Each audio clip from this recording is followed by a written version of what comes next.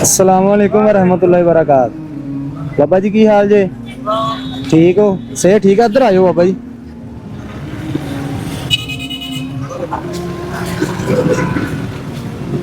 अस्सलाम वालेकुम बुजुर्गो की हाल है? सेहत ठीक है माशाल्लाह।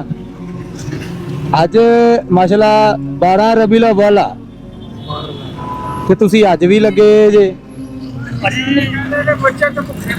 थोड़े जे करीब आयो मेरे। बच्चे तो भुखे नहीं बिठाने दी सारी मजदूरी करके बच्चे नु देनी। इन्ने बाबा जी बुरे हालात आ।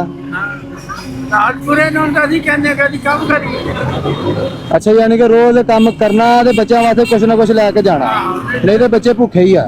ਕੋਈ ਕਹਿੰਦੇ ਸਾਡੀ ਇਹੀ ਹੁੰਦਾ ਨੇ ਬੱਚਿਆਂ ਨੂੰ ਖਵਾਉਣਾ। किन्ने को कमा लेंदे जे पैसे बुजुर्गो ਇਹਦੇ ਤੋਂ? ਹੁਣ ਤੱਕ ਨਾਲ ਕੋਈ ਸ਼ੈ ਨਹੀਂ ਵਿਕੀ। सुबह तो लै के नहीं नहीं मैं सुबह 3 बजे उठा। अच्छा इधर आयो। सुबह 3 बजे उठा। अच्छा पासे लगे अल्हम्दुलिल्लाह अल्लाह ताला आपको जज़ाए खैर दे यार। आमीन बहुत अच्छा माशाल्लाह काम कर रहे हैं। अल्लाह ताला आपको जज़ाए खैर दे। बहुत शुक्रिया प्यारे भाईजान। और तबीयत ठीक है आपकी? जज़ाकल्लाह खैर। आना जाना जज़ाकल्लाह खैर, बहुत शुक्रिया।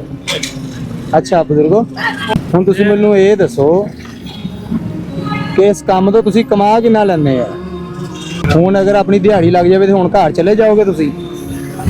इंशाल्लाह ਹਾਂਜੀ कोई बात नहीं, टेंशन कोई नहीं। ਬੱਚੇ ਆ ਤੁਹਾਡੇ, ਅਗਰ ਕੋਈ ਸਾਡੇ ਲਾਇਕ ਹੈਗਾ ਤੇ ਦੱਸੋ। ਤੁਹਾਨੂੰ ਵੀ ਦੋ ਖਰਚਾ ਤਾਂ ਮੈਂ ਤੁਹਾਨੂੰ ਵੀ ਦਵਾਂਗਾ ਖਰਚਾ, ਮੈਂ ਅਣਕਾ ਤੁਹਾਨੂੰ ਵੀ ਦਵਾਂਗਾ, ਲੇਕਿਨ ਹੁਣੇ ਕਰ ਸ਼ਰਤ ਇਹ ਆ ਤੇ ਹੁਣੇ ਘਰ ਹੁਣੇ ਕਰ ਦਾੜੀ ਵਾਲੇ ਤਾਂ ਰਕਸ਼ੇ ਤੇ ਗਾਣਾ ਸਿੱਧਾ ਗਾ। ਆ ਮੇਰਾ ਘਰ ਚਾਹੀਦਾ ਭੱਜ। ਅੱਛਾ ਅੱਛਾ ਮਾਸ਼ਾਅੱਲਾ ਮਾਸ਼ਾਅੱਲਾ।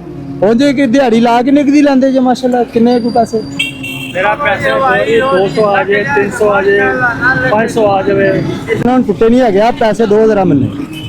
ਬਾਬਾ ਜੀ ਇਹ 2500 ਰੁਪਿਆ ਤੁਸੀਂ ਰੱਖਣਾ ਵਾ, 2500 ਰੁਪਿਆ ਤੁਸੀਂ ਬਾਬਾ ਰਹਿਣ ਦੇਣਾ, ਠੀਕ ਆ ਜੀ? ਆਪਸ ਦੇ ਵਿੱਚ ਹੁਣ ਤੁਸੀਂ ਕਰ ਲੈਣੇ ਆ ਮੈਂ ਕਰ ਤੇ ਤੁਹਾਡੀ ਮਿਹਰਬਾਨੀ, ਹੁਣ ਘਰ ਜਾਣਾ, ਨਹੀਂ ਨਹੀਂ ਸਿੱਧੇ ਕਰ ਲਓ। ਠੀਕ ਆ ਜੀ? ਬਹੁਤ ਸ਼ੁਕਰੀਆ ਤੁਹਾਡਾ, ਅੱਲਾਹ ਪਾਕ ਤੁਹਾਨੂੰ ਸਿਹਤ ਤੰਦਰੁਸਤੀ ਦੇਵੇ। ਸਾਨੂੰ ਵੀ ਸ਼ੇਰ ਰੱਖ ਦੇਵੇ। ਹਾਂ ਹਾਂ ਹਾਂ।